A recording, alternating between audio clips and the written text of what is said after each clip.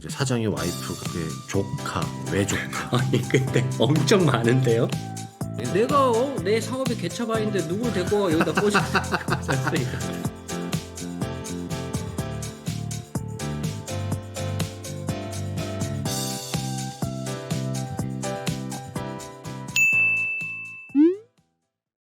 안녕하세요. 안녕하십니까. 소기업 사람들 김총무입니다. 네, 소부장입니다. 네, 오늘은 가족 경영에 대해서 우리가 좀 얘기를 해보려고 하는데요. 가족 경영이라 하면은 어떤 것들이 있을까요?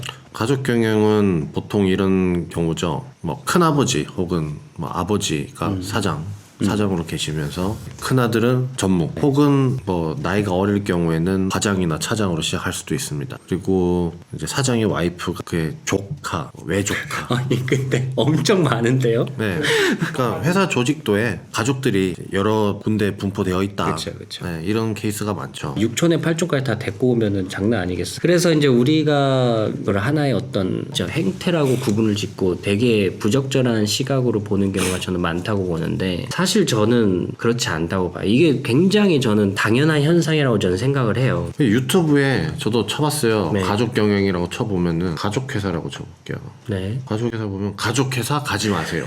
가족회사의 희생양들, 가족사업 왜 하면 안 되는가, 가족이 직원이라면 가족회사 조소기업 가지 말라고 하는 이유 등등등 다 부정적인 그러니까 의견이 많단 말이죠. 절대 이렇게 부정적으로 볼 수가 없고 전 당연한 거라고 아까도 말씀드렸지만 단순한 어떤 인간의 욕구거든요. 메슬로우라고 심리학자가 있어요. 인간의 욕구 5단계, 생리적 욕구, 안전의 욕구, 애정과 소속의 욕구, 존중의 욕구, 자아실현의 욕구가 이렇게 단계별로 되어 있어서 그 밑에 것들이 채워지면 그 다음 욕구로 가고 네. 그 다음 욕구로 가고 인간 동계 이론이라는 심리학적인 이론인데 자아실현 욕구는 일론 머스크가 맨날 화성 가겠다고 난리치잖아요. 로켓 쏘고. 그러니까 일론 머스크는 이미 벌만큼 다 돈 벌었을 거란 말이에요. 욕구 중에 가장 높은 그쵸. 단계에 있는 그거는 사람인 거예요. 아직 우리가 이해할 수 없는 그 욕구를 갖고 있는 사람들이 바로 이제 과연 나의 한계는 어디인가 라고 생각하면서 실현하려고 하는 게 그게 바로 자아실현 욕구고 자아실현을 위해서.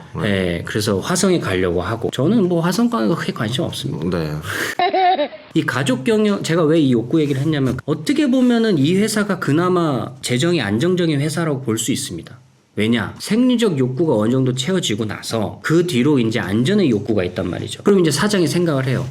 내가 이제 돈을 요만큼 벌었고 내가 회사에서 자산이 이렇게 있는데 좀 잘 지켜야겠다. 믿을 사람이 누가 있냐? 잘 지켜야겠다라고 생각하면서 끌어오는 거거든요. 자, 와이프 회계 많이 시키죠. 네. 와이프 데리고 와서 너 와서 돈 체크해. 돈 관리하세요. 네, 저기 가가지고 애들 잘 일하는지 가서 지켜봐. 그렇게 한단 말이에요. 이러면서 이제 가족 경영이 시작이 되는 건데. 그런 케이스가 많아. 그렇죠. 돈 관리하는 부서에 회사 가족들이 한 명씩 다 있어. 그렇죠.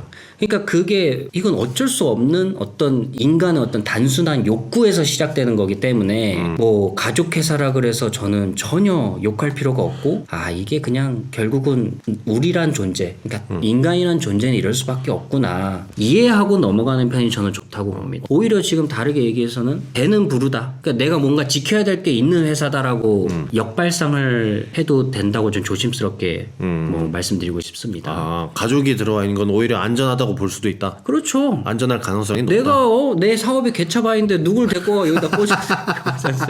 그리고 사실은 전혀 욕할 필요가 없다고 보는 게 아니 왜 조소기업만 갖고 가족회사라고 가지 말라고 이렇게 욕을 하나요? 우리나라에 가족 경영을 안 하는 회사가 사실 보기 드뭅니다. 아니 아예 없어.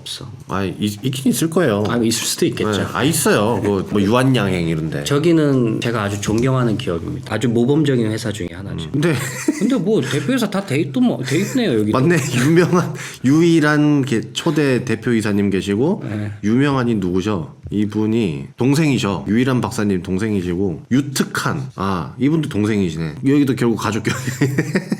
그럼 없어. 내가 알기로는 이제 가족 경영이 아닌 곳이 없어. 근데 제가 알기로는 유한양행은 저기입니다. 이 눈살 찌푸리는 어떤 그런 승계 작업을 한 거는 아니라고 저는 알고 있고. 유한양행 딱 깨끗한 기업. 여기 보면은 이제 나무위키에서 일제 및 독재 정권과의 결탁, 정경유착, 대한민국 기업인들 가운데 유일하게 위인의 한 사람으로 인정받는 인물이 바로 유일한 박사님.